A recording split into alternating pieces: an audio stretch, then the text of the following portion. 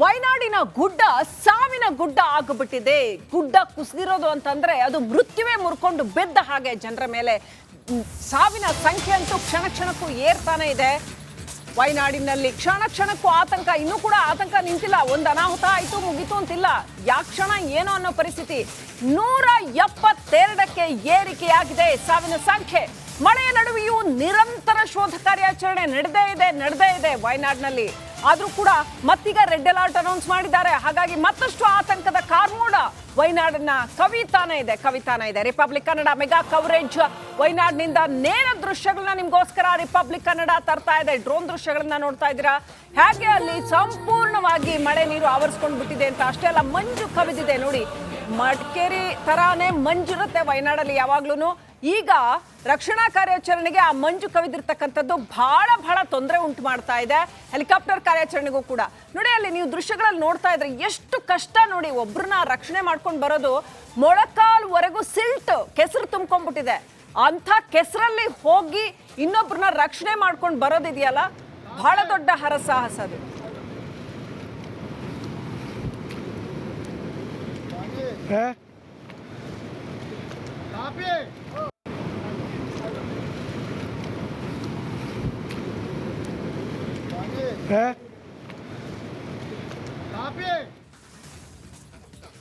ವೀಕ್ಷಕರೇ, ಕಂಡು ಕೇಳದ ದುರಂತಕ್ಕೆ ದೇವರ ನಾಡು ಈಡಾಗಿದೆ.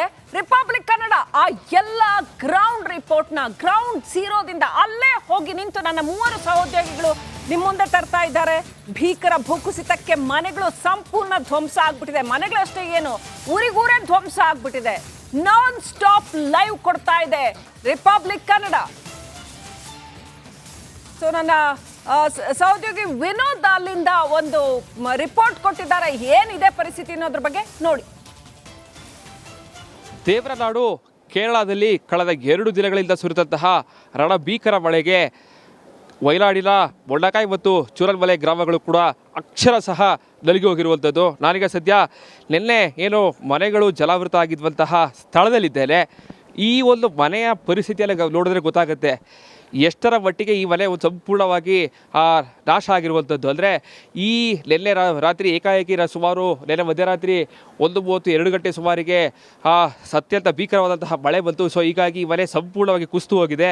ಜೊತೆಗೆ ಮೇಲ್ಛಾವಣಿ ಇರ್ಬೋದು, RCC ಕಟ್ಟಡಗಳು ಕೂಡ ಈಗಾಗಲೇ ಸಂಪೂರ್ಣವಾಗಿ ಜಖಮಾಗಿರುವಂಥದ್ದು. ಈಗಾಗಲೇ ಇಲ್ಲಿದ್ದಂತಹ ಜನರೆಲ್ಲ ಈಗಾಗಲೇ NDRF ಮತ್ತು SDRF ಸಿಬ್ಬಂದಿಗಳು ಸುರಕ್ಷಿತ ಸ್ಥಳಗಳಿಗೆ ಶಿಫ್ಟ್ ಮಾಡಿದ್ದಾರೆ.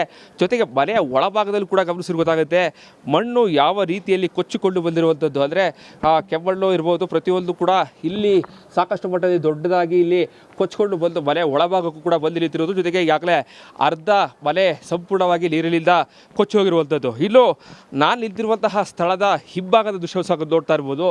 ಈ ಒಂದು ನದಿ ಏನಿದೆ, ಇದು ಈ ಇಲ್ಲೇ ನದಿ ಯಾವುದೇ ರೀತಿಯಾದ ಕೂಡ ಇಲ್ಲಿ ನದಿ ಹರಿತಾ ಇರಲಿಲ್ಲ. ಸುತ್ತಲೂ ಕೂಡ ಈ ನಾವು ನೋಡ್ತಾ ಇರುವಂತಹ ಪ್ರದೇಶದ ಸುತ್ತಲೂ ಕೂಡ ಮನೆಗಳಿತ್ತು. ಎಲ್ಲವೂ ಕೂಡ ಮನೆಗಳೆಲ್ಲವೂ ಕೂಡ ಈಗ ಸಂಪೂರ್ಣವಾಗಿ ನೀರಿನಿಂದ ಕೊಚ್ಚಿ ಹೋಗಿರುವಂಥದ್ದು. ಯಾವುದೇ ರೀತಿಯಾದಂತಹ ಕುರಿಗಳು ಸಿಗ್ತಾ ಇಲ್ಲ. ಅಲ್ಲೇ ನಮ್ಮದು ಸ್ವಲ್ಪ ದೂರದಲ್ಲಿ 1-2 ಮನೆಗಳು ನೋಡೋದು ಬಿಟ್ಟರೆ ಸಂಪೂರ್ಣವಾಗಿ ಈಗಾಗಲೇ 140ಕ್ಕೂ ಹೆಚ್ಚು ಜನರು ಮೃತಪಟ್ಟಿದ್ದಾರೆ.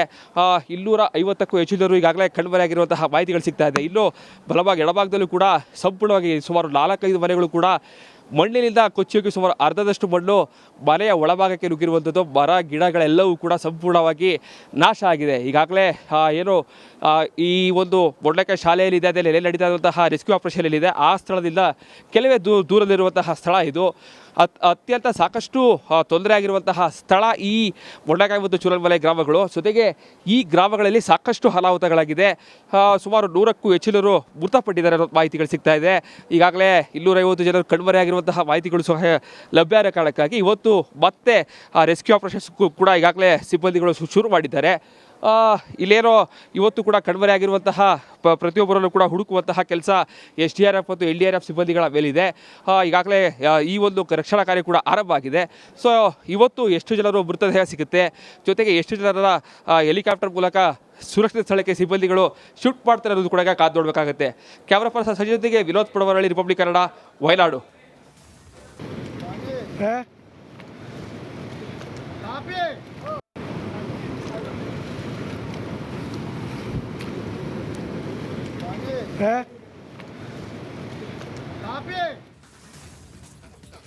ವೀಕ್ಷಕರೇ, ಕಂಡು ಕೇಳದ ದುರಂತಕ್ಕೆ ದೇವರ ನಾಡು ಈಡಾಗಿದೆ.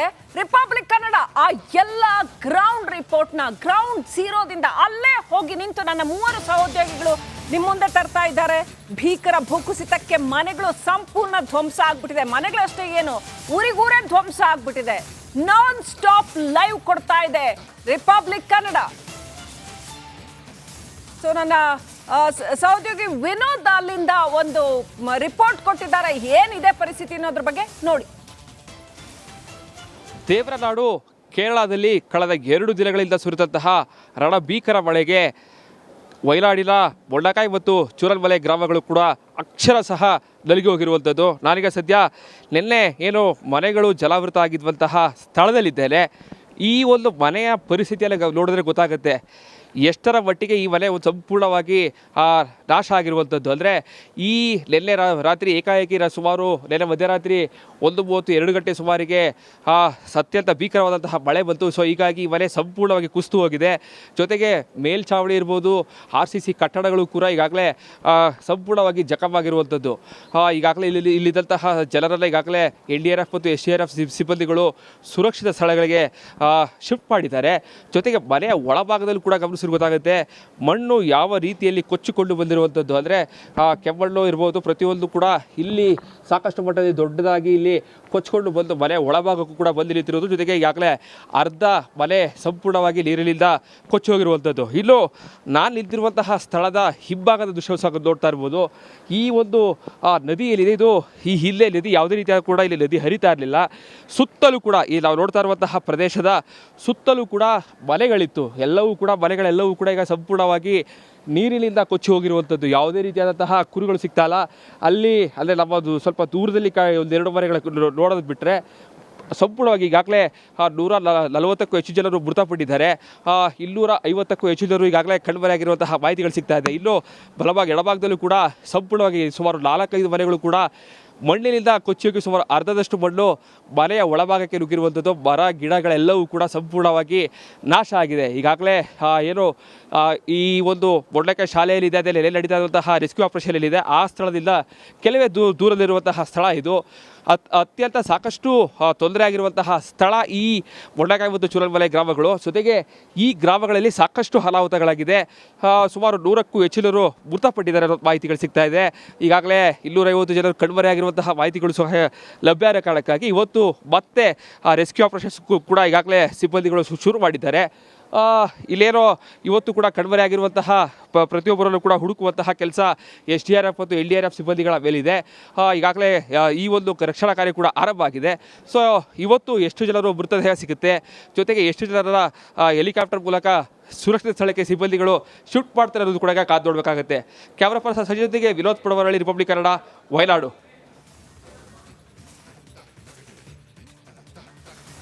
ದೇವರ ನಾಡಿನ ಕಣ್ಣೀರ ಕಥೆಗಳು ನಿಜಕ್ಕೂ ಮನ ಕಲಕುವಂತಿದ್ದಾವೆ. ಅಲ್ಲಿ ಸ್ಥಳದಿಂದ ರಿಪಬ್ಲಿಕ್ ಕನ್ನಡ ಗ್ರೌಂಡ್ ಝೀರೋ ರಿಪೋರ್ಟ್ನ ನಿಮ್ಮ ಮುಂದೆ ಕೊಡ್ತಾ ಇದೆ. ಆಶ್ಚರ್ಯ ಏನು ಗೊತ್ತಾ, ಕನ್ನಡಿಗರದ್ದೇ ಒಂದು ಗ್ರಾಮ ಇದೆ ಅನ್ನುವಂಥದ್ದು. ಅಲ್ಲಿ ಎಂಥ ಆಶ್ಚರ್ಯ ನೋಡಿ, ನಮಗೆ ಗೊತ್ತೇ ಇರಲಿಲ್ಲ. ಅಲ್ಲಿ ಕನ್ನಡಿಗರೇ ವಾಸ ಮಾಡ್ತಾ ಇದ್ದಂಥ ಒಂದು ಗ್ರಾಮ ಇತ್ತು, ಅದು ಕೂಡ ಸಂಪೂರ್ಣ ಕೊಚ್ಕೊಂಡು ಹೋಗಿದೆ. ಕನ್ನಡಿಗರಿದ್ದ ಆ ಇಡೀ ಗ್ರಾಮ ಜಲ ಸಮಾಧಿ ಆಗಿದೆ. ನಿಜಕ್ಕೂ ಇದು ಕರ್ನಾಟಕಕ್ಕೆ ಕಣ್ಣೀರಿನ ಕಥೆ ಅಂತಾನೆ ಹೇಳಬೇಕು. ಸಾವಿನ ಗ್ರಾಮದಲ್ಲಿ 70 ಮನೆಗಳು ಜಲ ಸಮಾಧಿ ಆಗಿದ್ದಾವೆ. 40 ಜನ ದಾರುಣ ಅಂತ್ಯ, ಪಾಪ ಹೊಟ್ಟೆಪಾಡು ಹುಡ್ಕೊಂಡು ಹೋದಂತ ಕನ್ನಡಿಗರು 70 ಜನ ದಾರುಣ ಅಂತ್ಯ ಕಂಡಿದ್ದಾರೆ. ನಮ್ಮ ಪ್ರತಿನಿಧಿ ಅಲ್ಲಿನ ಗ್ರೌಂಡ್ ರಿಪೋರ್ಟ್ ಕೊಟ್ಟಿದ್ದಾರೆ, ನೋಡೋಣ ಬನ್ನಿ. ಕೇರಳದ ವೈನಾಡಿನ ಚೂರಲ್ಮಲೆ ಹಾಗೂ ಮೊಂಡಕಾಯಿ ಗ್ರಾಮಗಳು ರಣಭೀಕರ ಮಳೆಗೆ ತತ್ತರಿಸಿ ಹೋಗಿದೆ. ಈಗಾಗಲೇ 100ಕ್ಕೂ ಹೆಚ್ಚು ಜನರು ಮೃತಪಟ್ಟಿರುವಂತಹ ಮಾಹಿತಿಗಳು ಲಭ್ಯ ಆಗ್ತಾ ಇದೆ. ನಮ್ಮ ಈ ಬಗ್ಗೆ ಮಾತಾಡೋದಕ್ಕೆ ನಮ್ಮ ಜೊತೆಗೆ ರವಿ, ಅಂದರೆ ಸ್ಥಳೀಯರು ಕೂಡ, ಅವರು ಕನ್ನಡಿಗರು ಕೂಡ ಸ್ಥಳೀಯರು ಅವ್ರನ್ನ ಮಾತಾಡಿಸ್ತಾ ಹೋಗ್ತೀನಿ. ಸರ್, ಎಷ್ಟೊತ್ತಲ್ಲ ಆಯಿತು, ಏನು ಸರ್ ಅಂತ? ರಾತ್ರಿ 1:30ಗೆ ಇದು ಸ್ಟಾರ್ಟ್ ಆಗೈತೆ. ನಾವು ಮನೇಲಿ ಮಲಗಿದಾಗ ನಮ್ಮ ಜೊತೆಗಾರ ಕರೆದು ಹೇಳ್ದ ಈ ಥರ ಆಗೈತೆ ಅಂತ. ಅವಾಗ ಹೋಗೋದ ಅಂದಾಗ ಬೇಡ ಬೆಳಿಗ್ಗೆ ಹೋಗಿ ನೋಡವ ಅನ್ನುವಾಗ ಫಸ್ಟು 1:30ಗೆ ಹೊಡೆದಿರೋ ಬೆಟ್ಟ ತಿರ್ಗಾ 2ನೇ ಸಲ 3 ಗಂಟೆಗೆ ಹೊಡೆದೈತೆ. ತಿರ್ಗಿ 3 ಗಂಟೆಗೆ ನಾವು ಬರೋ ಹೊತ್ತಿಗೆ ತಿರ್ಗಾ 4:15ಗೆ ಲಾಸ್ಟ್ ಹೊಡೆದಿತ್ತು. 3 ಬೆಟ್ಟ ಗಂಟೆ ಗಂಟೆ ಬಿಟ್ಕೊಂಡು ಹೊಡೆದಿರೋದು. ಆ ಟೈಮಲ್ಲಿ ಈ ಲಾಸ್ಟ್ ಹೊಡೆದಾಗ ಇರೋ ಮನೆಗಳೆಲ್ಲ ಕೊಚ್ಕೊಂಡೋಗವೆ. ನೀವು ಎಲ್ಲಿಯವರು ಸರ್? ನೀವು ಮೂಲತಃ ಎಲ್ಲಿಯವರು ಅಂತ? ನಾವು ಮೈಸೂರಿಂದ ಹುಣಸೂರು. ಇಲ್ಲಿ ಏನು ಕೆಲಸ ಮಾಡ್ಕೊಂಡಿದ್ದೀರಿ ಅಂತ? ಫ್ಯಾಕ್ಟ್ರಿಲಿ ಕೆಲಸ ಮಾಡೋದು. ಓಕೆ. ಸುಮಾರು ಕನ್ನಡಿಗರು ಎಷ್ಟು ಜನ ಇದ್ದಾರೆ ಸರ್ ಇಲ್ಲಿ? ಇಲ್ಲಿ ಇವಾಗ ಒಂದು ಸ್ವಲ್ಪ ಜನಗಳೇ ಇರೋದು. ಎಷ್ಟು ಜನ? ಅಂದರೆ ಒಂದು 500 ಲೆಕ್ಕ ಮಾಡ್ಬೋದು. ಓಕೆ. ಈಗ ಸದ್ಯಕ್ಕವರೆಲ್ಲ ಸೇಫ್ ಆಗಿದ್ದಾರಾ? ಹಾಂ, ಕನ್ನಡದವರೇ ಇವಾಗ ಹೋಗಿರೋದೆಲ್ಲ. ಓಕೆ. 4 ಮನೆ ನಮ್ಮ ಕುಟುಂಬದಲ್ಲಿರೋರೇ ಹೋಗಿರೋದು. ಅಂದರೆ ನಿಮ್ಮ ಕುಟುಂಬದವ್ರು ಕೂಡ ತೀರೋಗಿದ್ದಾರೆ? 4 ಮನೆ ಹೋಗವೆ. ಒಟ್ಟು ಎಷ್ಟು ಜನ ಇದಾಗಿದ್ದಾರೆ? ಒಂದು 12 ಜನ ಇರುವುದು. ಓಕೆ. ಅಂದರೆ ಅವರು ಬಾಡಿಗಳು ಸಿಕ್ಕಿದೆ ಹೇಗೆ ಸರ್ ಅಂತ? ಸಿಕ್ಕಿಲ್ಲ, ಒಂದು ಸಿಕ್ಕಿಲ್ಲ. ಓಕೆ. ಯಾವ ಊರು ಸರ್ ನಿಮ್ಮದು? ಹುಣಸೂರು. ಅಲ್ಲಲ್ಲ, ಇಲ್ಲಿ ಯಾವ ಊರಲ್ಲಿ ಇದ್ದೀರಿ ಅಂತ? ಬೊಳ್ಳಕಾಲ ಇದೇ ಊರು, ಚೂರಲ್ಮಲ. ಅಲ್ಲಿ ಎಷ್ಟು ಮನೆಗಳಿತ್ತು, ಎಷ್ಟು ಮನೆ ಕೊಚ್ಚು? ಅಲ್ಲಿ ಒಂದು 70 ಮನೆ ಕೊಚ್ಚೋ ಮನೆಗಳು ಬೇಕಾದಷ್ಟೇ, ಒಂದು 70 ಮನೆ ಹೋಗಿರ್ಬೋದು. ಅದರಲ್ಲಿ 4 ಮನೆ